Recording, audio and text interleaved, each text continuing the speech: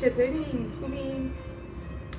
امروز اومدیم با هم راجع به چی بحث کنیم؟ راجع به این موضوع که من قراره تجربه خودم رو تو از نوازندگی توی ارکستر همینطور کلا ساز زدن بگم.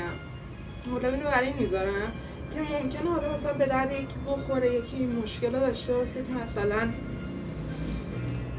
چی بهش میگن بخواد بره تو ارکستر ساز بزنه یا اینکه ساز زدن رو بخواد تازه شروع کنه. حالا من تجربه خودم من شخصا توی ویولونه، حالا هر چیزی ممکنه، مثلا هر سازی میشه باشه. خب مثلا بخواد شروع کنه، من دارم از نظر خودم بهش میگم. اول اینکه ساز زدن خیلی چیز خوبیه. چرا؟ چون ساز زدن حداقلش اینه که بایستی تغییراتی تو مغزتون میشه. حالا چه تغییراتی تو مغز؟ راجع به این موضوع تحقیق کردن و فهمیدن که آقا جون از باعث میشه که دو تا نیمکره مغز همزمان فعال باشه، که این خیلی چیز مهمه. یعنی اگه اصلا از یکی بپرسی، هیچ آدمی تقریبا کم پیش میاد مثلا دو تا نیمکره مغزش ازش استفاده کنه، مگه اینکه نوازنده ها از دو تا نیمکره مغزشون استفاده میکنن. چرا؟ چون همزمان دارن دو تا دست استفاده میکنن.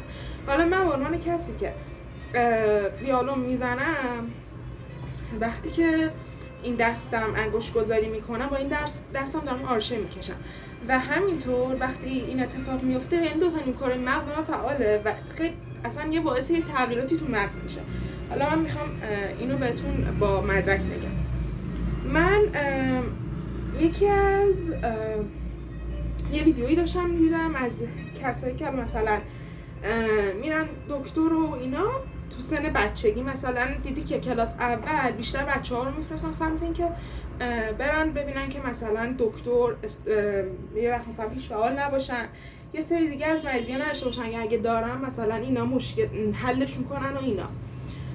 من داشتم این مستندی میدیدم، داشت میگفتش که همین راجع به همین میگفت یکی ما داشتیم که با حالت دختر مثلا یه مغزش حالت استیبل داشت.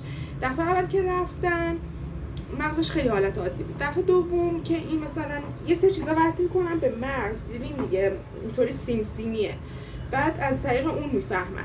بعد میگفتش که یه تغییر جدید تو مغزش ایجاد شده. چرا؟ چون اصلا یه سری چیزا تو مغزش مثلا جدیده، این خیلی بابت اون چیزا خوشحاله و داشتم میگفتن یه سری نورونای جدید تو مغزش تشکیل شده و فلان اینا. بعد آره من مثلا این خیلی چیز عجیبی بود برام که آره دیگه کسایی که اصلا موسیقی میزنن طرز فکرشون و همینطور مغزشون پس شبیه آدمای عادی که موسیقی میزنن نیست. و این خب برای من به شخصه خیلی چیز عجیبی بود که مثلا چقدر عجیبه که این آدما با هم دیگه متفاوتن. بعد راجع به یه سری چیزای دیگه که مثلا دیده بودم، خب من به عنوان کسی که حالا من چرا اصلا رفتم رشتم ویولون و نوازنده ویولون شدم. من الان نزدیک حدوداً 11 ساله که ویولون میزنم و این ویولون زدن من از کجا شروع شد؟ من یه روز تو کلاس سوم، اصلا دلیل ویولون زدن من همین شد که من یه روز کلاس سوم یکی از دوستام ویولون آورده بود مدرسه. منم حالا چون تو خونه‌مون همیشه این شبکه‌های ماهواره‌ای، نمیدونم کدوم کانال بود یادم نمیاد، یه کانالی بود همیشه این کنسرت‌های زنده دنیا رو میذاشت، کنسرت‌های کلاسیک. بعد مامان من هم بیشتر اوقات میذاشت مثلا بمونه اون کاناله چون گوش میکرد و اینا. من اصلا اونجا ویولون رو میدیدم، یه موقع مثلا شبا ادای ویولون زدن در میبردم انقدر که دیده بودم چطوری مثلا ویولون میزنن. بعد این دوست من آورد مدرسه که ساز بزنه، یادم داشت فارسی هم میزد، آهنگ فارسی میزد، نمیشه کاراهو میزد، همچین چیزی میزد. من آورد تو نمازخونه که مثلا بچه‌ها ببینن سازشو. من رفتم پیشش گفتم میشه سازتو ببینم، بدی دست من ببینم. الان که بهش فکر میکنم حق داشت ندادم. یه ویدیو میخوام بگم. الان که بهش فکر میکنم کاملا حق داشت که نذاره من به سازش دست بزنم، چون مخصوصا الان خیلی گرونه و اصلا نمیشه بذاریم هیچکی به ساز دست بزن، ولی نداد من دست بزنم به سازش در کنم. بعد اون سری دیگه من خودم انقدر اومدم خونه به مامانم گفتم من باید برم کلاس ویولون، دیگه کلا به همین خاطر من اینطوری شد که شروع کردم ویولون زدن و رفتم اول از هم با پیش یه استاد بودم. بعد فکر کنم 5-6 سال رفتم پیش یه استاد دیگه که همون استاد اولی باعث شد که من برم تو ارکستر، که من مثلا از هول و هوش فکر کنم 13 سالگی رفتم توی ارکستری. بعد اون تا الان تو همون ارکستر هستم و دارم کار میکنم، هر سال کنسرت داریم و چیزهای دیگه. حالا چون میخوام به مرور بیام جلو توضیح بدم، برای همین مثلا چیز میکنم و اینا. بعد آره ارکستر، من که رفتم وارد ارکستر شدم، اولش یه امتحان ورودی داره که خیلی هم آدم استرس میگیره، مخصوصا که وقتی اولین بارت باشه بخوای بری امتحان بدی اینا. همینا قبل کرونا هم بود دیگه، قبل کرونا بود. بعد ببینم من چند سال تو ارکسترم، 12-13 سالگی رفته باشم، الان 20 سالمه. 7 سال یا فکر کنم 7 سال یا 8 ساله که من تو ارکسترم. آره دیگه. بعدش کرونا اومد، 2 سال که نشد بریم ساز بزنیم. 1 سال فکر کنم نشد، که میشه همون 7 سال فکر کنم نشد ساز بزنیم. بعدش هم که دیگه حالا اومدیم ما بیرون و شروع کردیم بیرون، یعنی تو همون ارکستر بودم دیگه، که بعدش دوباره شروع کردم امتحان ورودی گرفت و رفتم شرکت کردم. حالا من راجع به اینکه تو ارکستر باشی و درآمدت چقدر میخوام با تو صحبت کنم. کلا درآمد آدم توی ارکستر یه مقدار پایینه، اصلا درآمدی نداری تقریبا. یعنی توی ایران شما هیچ وقت، یعنی من کسی که میخواد الان بره رشته موسیقی بخونه و اینکه مثلا بخواد آهنگساز بشه فلان اینا، اولین پیشنهادی که بهش میکنم به عنوان این نظر منه، به عنوان تجربه من اینه که حتما یه کار دوم داشته باش بغلش. چون مگه اینکه خیلی تاپ باشی بین این مثلا آدمایی که حالا اون سازتو میزنه، خیلی آدم تاپی باشی که بخوای بین 10 نفر اول ایران باشی، مثلا تو فلان ساز زدن، تو فلان ارکستر ساز زده باشی، تو فلان کنسرت مثلا فلانی ساز زده باشی که درآمدت از مثلا هر کنسرتی که میذارن بره بالا. بعد آره داشتم میگفتم یه دقیقه وایسی. آره دیگه داشتم میگفتم که مثلا فلان قد درآمدت رفته باشه بالا تو ارکستر، بعد اونقدری هم درآمد نداری. یعنی یه واقعیتی که مثلا تو ایران هست، چون شما خیلی کم میبینی مثلا یک آدم مگه اینکه خودش عاشق موسیقی باشه، نوازنده موسیقی باشه، سازه کلاسیک باشه، مثلا چون من حالا سازم کلاسیکه برای همین دارم میگم. آره بعد ببینی که مثلا چقدر اونقدر چی دارم میگم. آره درآمد اونقدری نداره. کلا درآمدش مثلا اینقدره که شما بتونی زندگی تکی تو بگذرونی، نه زندگی خانواده. و هر کس حالا توی رشته موسیقی هست و اینا، یعنی واقعا فقط به خاطر علاقه‌شه که اومده و عشق دارن واقعا به موسیقی. یعنی این من خودم سر آخرین کنسرتی که داشتیم، یه دیگه هفته آخر هر روز مثلا میرفتیم سر تمرین تا ساعت 1 شب. از چه ساعتی؟ از 3 بعد از ظهر میرفتیم تا 1 شب. یه روزایی هم مثلا 12 بعد از ظهر میرفتیم تا جمعه، حتی جمعه هم رفتیم. یعنی میشد 1 هفته و نیم که ما این مدلی بود کارمون. و یه جاهایی من خسته میشدم، یه سری‌ها رو میدیدم که همچین عشق به موسیقی دارن، همچین عاشقشن، مثلا رهبر خودمون و فلان و اینا.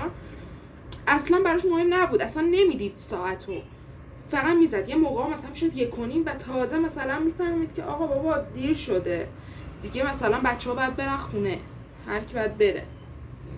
به همین خاطر میگم موسیقی اونقدری که شما براش میذاری درآمد نداره، مخصوصا توی ایران، چون توی ایران شناخته شده نیست. شما بخوای مجوز بگیری به سختی بهت مجوز میدن. بعد اصلا یه شهرهایی از ایران اصلا اجازه نمیدن خانوم بره رو صحنه. مثلا من استاد خودم رفته بودن اصفهان، آره داشتم میگفتم، استاد من میگفتش که یکی استادم میگفتش که بس اینو بیارم. خب میگفتش که ما کنسرت داشتیم توی اصفهان، حالا یه تالاری که نمیدونم اسمش هم چی بود. بعد میگفتش که دقیقه آخر اومدن گفتن چون یه نوازنده خانم فقط توی اون ارکستر بوده و اونم استاد من بوده و تک نواز بوده، گفتن نه ایشون نمیتونه بیاد رو صحنه مگه اینکه تا اینجا هد بزنه، تا اینجا چیز باشه از این دستگاه‌ها، چی اسمش میگن، میزنم واسه دست بپوشه. استاد منم با این حال قبول کرده ولی بازم اجازه ندادن که بره رو صحنه. و استاد من گفت من با گریه، یعنی برگشتم همون شب بلیط گرفتم اومدم تهران، چون اجازه نمیدادن استاد من ساز بزنه صحنه. به همین خاطر میگم سختی‌های خودشو داره، مثلا اگه خانوم باشی بخوای بری ساز بزنی دیگه اینطوری است. حالا من میخوام اگر تجربه نوازندگی ویولون براتون بگم اینه که ویولون اصولا ساز سختی، خیلی ساز سختی، یعنی اگه حوصله ندارین اصلا پیشنهاد نمیکنم که بیاین ساز ویولون بزنین. بعد اوایل صداش اذیت میکنه به خاطر اینکه داری یاد میگیری، بعد نوتا رو هنوز بلد نیستی، ناکوک میزنی، بعد اذیت میشی، خود ممکنه اذیت بشی. اگه دوستش داشته باشی اذیت نمیشی یا، ولی خانواده حالا ممکنه اذیت بشن، اینا چیزاشه، بعدیاشه. بعد خوبیاش اینه که خیلی ساز جمع و جوریه، میتونی به خود راحت حملش کنی. بعد سازیه که کلن به نظر من ساز آرامش بخشیه و اگه مثلا تمرینت تو 5 ساعت زیاد باشه خیلی راحت میتونی بری مثلا ارکستر و ساز بزنی و یه درآمدی هم داشته باشی بعد 5 سال ازش. حالا بعضی ممکنه کمتر میشه، بستگی به تمرینایی داره که انجام میدین. بعد دیگه خیلی کار میتونی انجام بدین دیگه. کلا ویولون ساز خفنی. الان من به عنوان کسی که مثلا 11 ساله داره ساز میزنه میتونم بهت این حرفو بزنم که اگر واقعا علاقه به موسیقی داری، میخوای بفهمی، خیلی راحت میتونی بری با این امتحانایی که حالا تو آموزشگاه میگیرن و مشاوره میشی و اینکه حالا توی یوتیوب هم میتونی ببینی بفهمی علاقه چیه، بری ساز بزنی.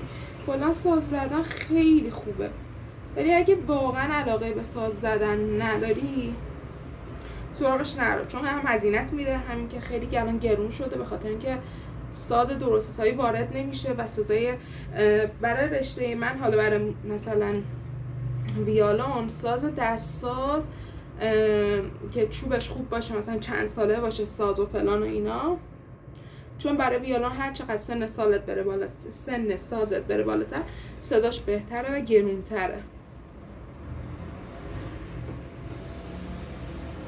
آره سن سازت بالاتر باشه و فلان و اینا کلا به نفعته و خیلی هم گرونه. مثلا از رنج قیمت حالا که اون چیزی که من حالا دارم و اینا رنجش اینه از مثلا 50-60 میلیون شروع میشه اگه سازت این مدلی باشه.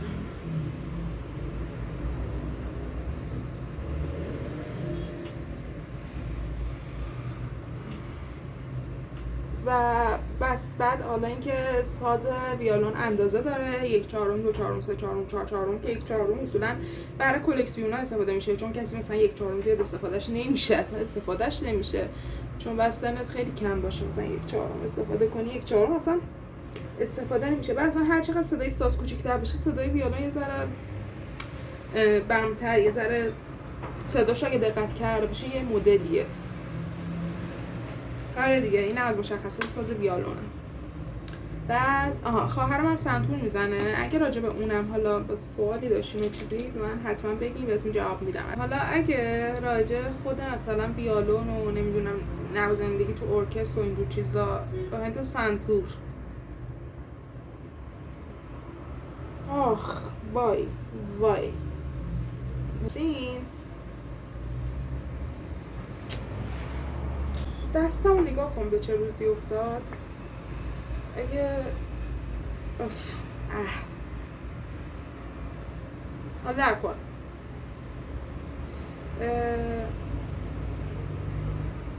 بگم اگه حالا سوالی داشتین و اینا راجع نمیدونم سنتور و ویولون و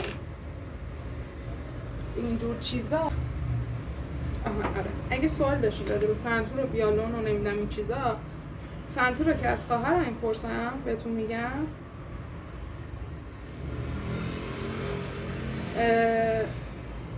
ویولونم که خودم جوابتون میدم دیگه. کامنت ها به هم بگین، حتما براتون سوالتون رو جواب میدم، حتما ببینم جواب دادم.